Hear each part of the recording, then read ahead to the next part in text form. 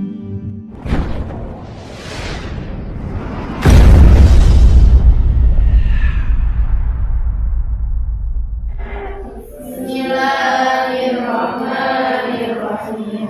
Alhamdulillahirabbil alamin. Arrahmanirrahim. Maliki yaumiddin. Iyyaka na'budu wa iyyaka nasta'in. Ihdinas siratal mustaqim. Siratal ladzina an'amta 'alaihim ghairil maghdubi 'alaihim waladdallin. Rabbighfirli wa liwalidayya wa lil mu'minina amin ya rabbal alamin. Next, mulai saya ujian.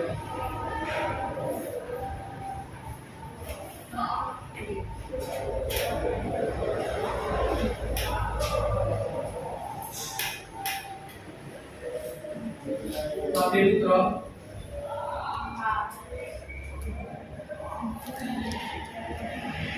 Materia Aisy Safira Binti Malik Hatul Mawia Diva Waridatul Maya Desti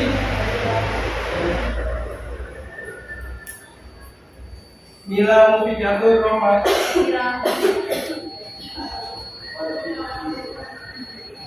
Dewiana Mursyayada Nailul Ula Dina Yasmin Noviana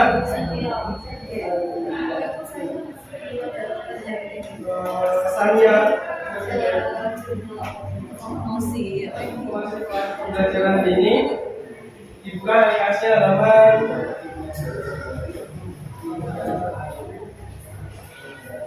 halaman 50 lanjutin yang kemarin. Sudah.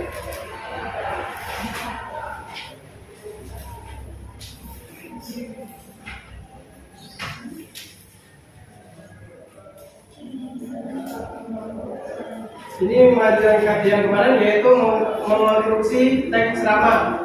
Nah, tujuan dari mengonstruksi teks ceramah itu untuk mengetahui unsur teks ceramah dan langkah-langkah menulis teks ceramah. Nah, di sini sudah di PPT sudah ada penjelasan mengonstruksi teks ceramah. Yang pertama yaitu unsur-unsur teks ceramah. Itu ada berapa? Nah, unsur-unsur teks ceramah. Yang pertama, yang kedua, yang ketiga, yang keempat, dan yang kelima yaitu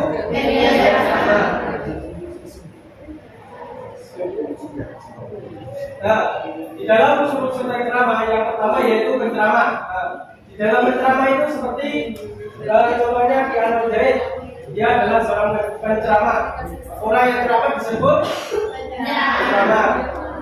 Jadi orang yang sudah memahami materi atau yang sudah paham tentang materinya disebut penceramah dalam secara umum. Kemudian yang kedua yaitu pendengar. Pendengar yaitu orang yang menerima nasihat-nasihat dari penceramah. Itu termasuk pendengar. Seperti kita ketika dalam pengajian itu ada yang ada penceramahnya juga. Kita sebagai pendengar kan kita harus memahami apa yang disampaikan oleh penceramah tersebut. Kemudian materi. Materi itu apa? Disusun secara sistematis sehingga materi yang disampaikan dapat diterima dengan baik oleh pendengarnya.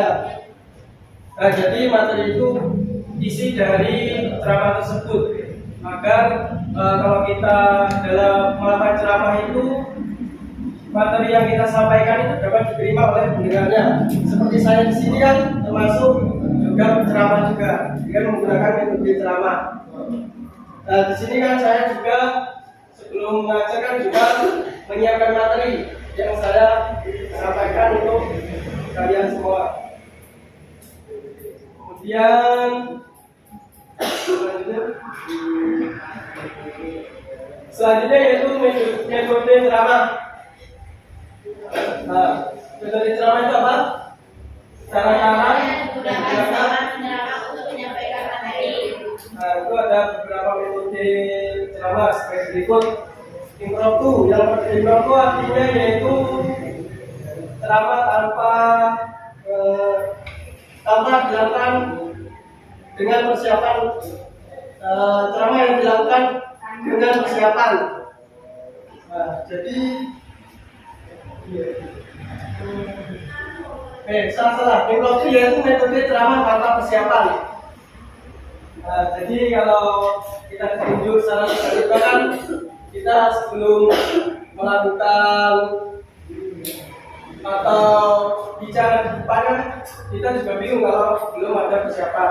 Jadi kalau tanpa persiapan itu hanya orang-orang yang jam terbangnya tinggi atau ceramahnya banyak contohnya yang ngerjain Gus Miftah dan lain-lainnya, itu termasuk jam terbangnya tinggi. Kemudian yang kedua yaitu menghafal. Nah, menghafal yaitu metode ceramah yang dilakukan dengan persiapan kemudian menghafalnya. Nah, seperti kita kalau di pondok kan kadang ada acara itu kan secara tiba-tiba. Nah, sebelum acara itu dilaksanakan kita kan ada materinya, sehingga kita mencari materi itu bisa lewat internet maupun buku. Kalau di internet kita membacanya kan sebelum membaca terlebih dahulu untuk kita hafalkan. Kemudian kita sampaikan ketika melakukan seperti di depan ditunjuk sebagai penceramah. Ketiga yaitu membaca naskah. Membaca naskah itu apa?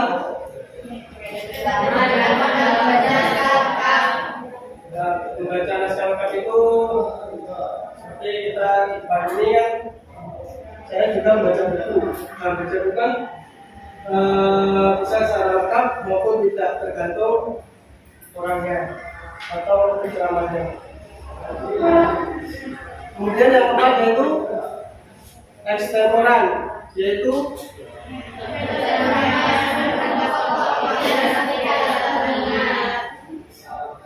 di dalam ekstemporan kan yaitu nama yang menuliskan pokok-pokok pikiran sebagai catatan pengingat.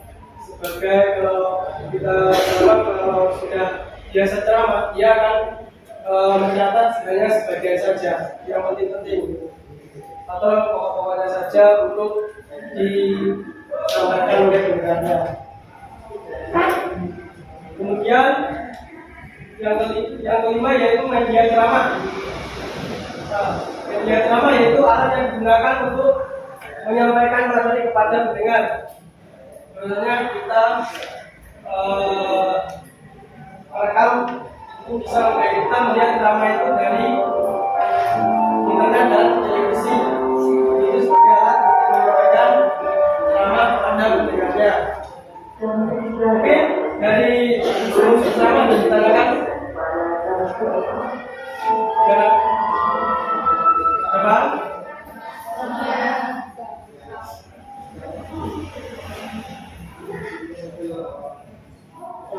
Jadi ya unsur ceramah tadi apa saja?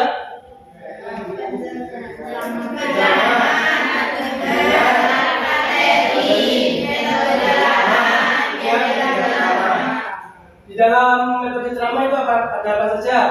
Impromptu, menghafal, membaca naskah,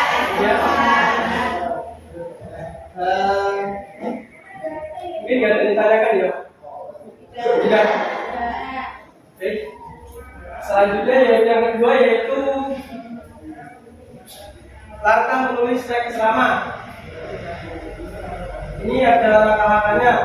Yang pertama menentukan topik, kemudian yang kedua ada merumuskan tujuan ceramah, kemudian yang ketiga yaitu menyusun kerangka ceramah, dan yang keempat yaitu menyusun ceramah berdasarkan rangka.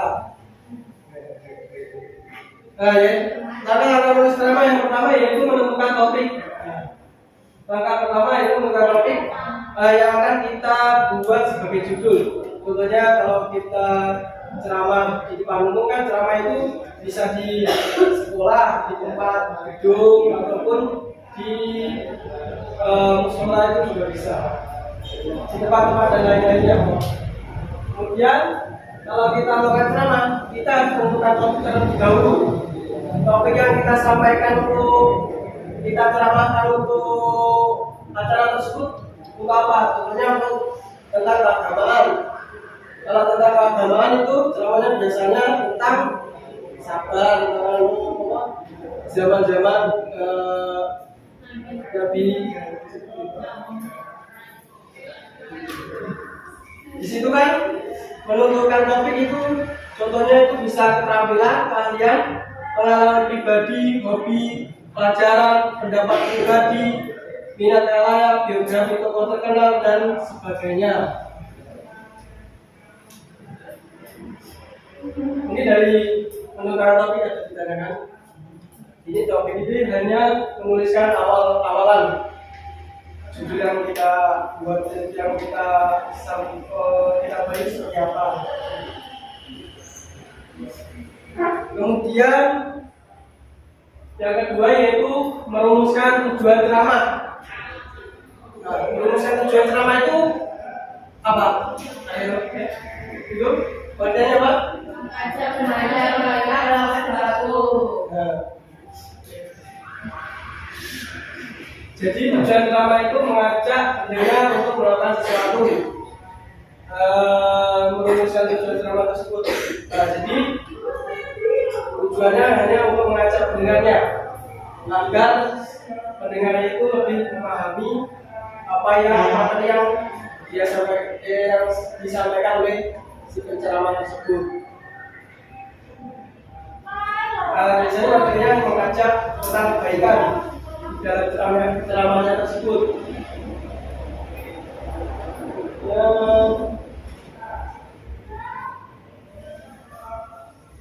Dalam menemukan tujuan ceramah ditanya lagi.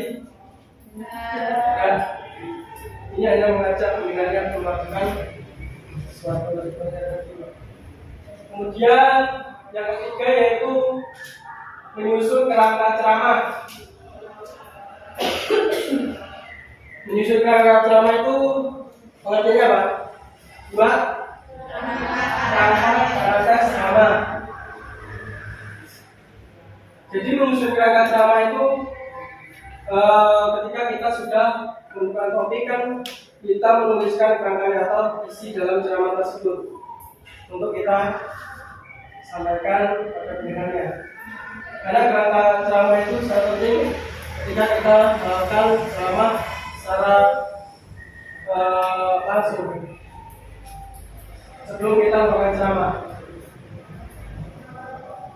Mungkin dari pembuatan kerangka teks ceramah yang baik harus memperhatikan hal-hal berikut. Yang pertama yaitu ketiga struktur harus dibuat seperti pembuka, isi dan penutup. Seperti yang kemarin seperti pertama kajian pertama itu menjelaskan tentang struktur teks ceramah. Ada apa saja? Struktur teks ceramah: pembuka, isi dan penutup. Kemudian yang kedua yaitu masuk ceramah harus diungkapkan dengan jelas.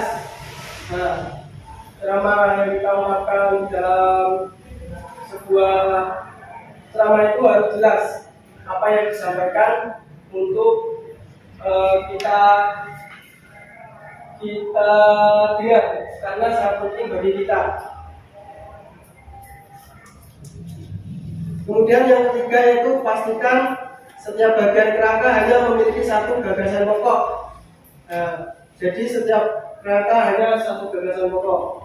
Gagasannya itu saja hanya terdapat satu gagasan saja. Kemudian bagian setiap kerangka harus tersusun secara logis. Logis itu mudah dipahami. Karena kalau kita tidak paham apa yang disampaikan, kita tidak tahu apa isi drama tersebut atau ceramah yang disampaikan. Yang kelima yaitu menyusun ceramah berdasarkan kerangka.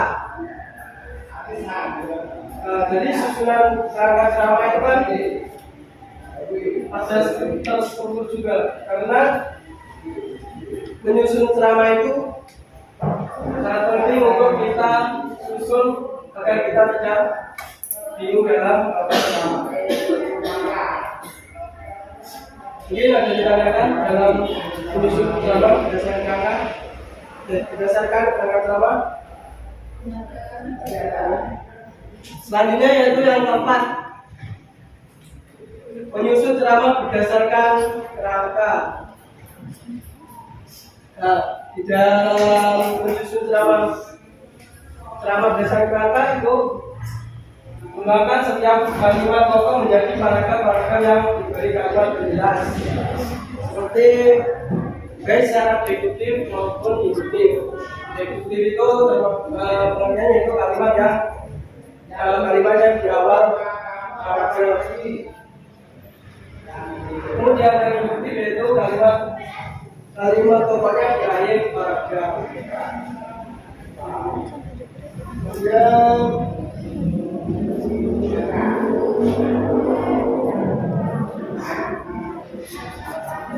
mungkin dari materi ini ada yang ditanyakan dalam penjelasan saya.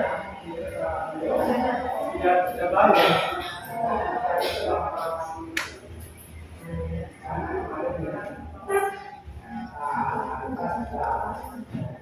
Karena selanjutnya itu menggarap tugas.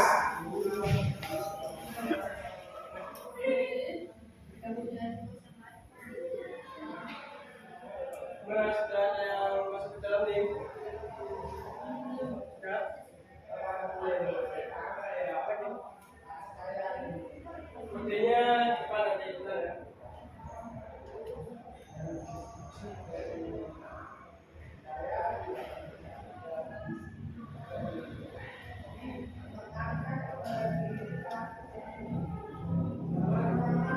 Sepertinya itu 54, 51, 82, 34.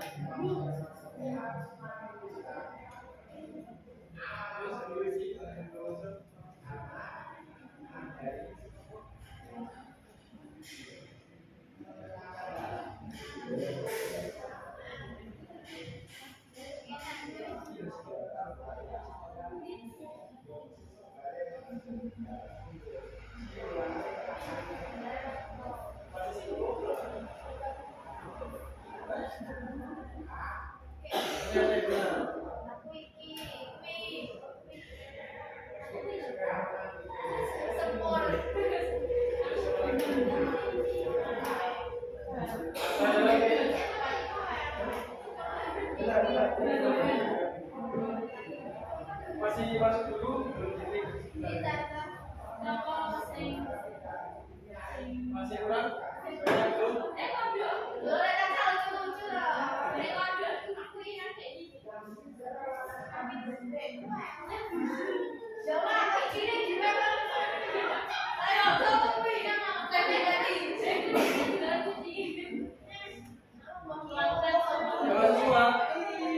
sudah.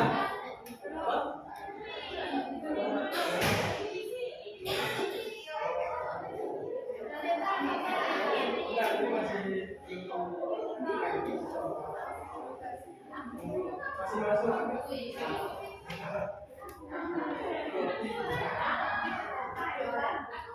Sudah masuk ya. Nah, game ini nanti ada seperti pilihan ganda, nanti kalian pilih jawabannya mana yang benar. Nanti di air game ini nanti ada seperti diagram nanti ada yang ketiga ada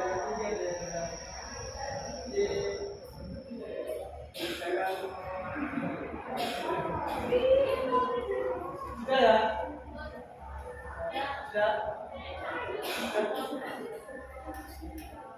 lanjut sudah siap ya waktunya 20 menit 20 detik 20 detik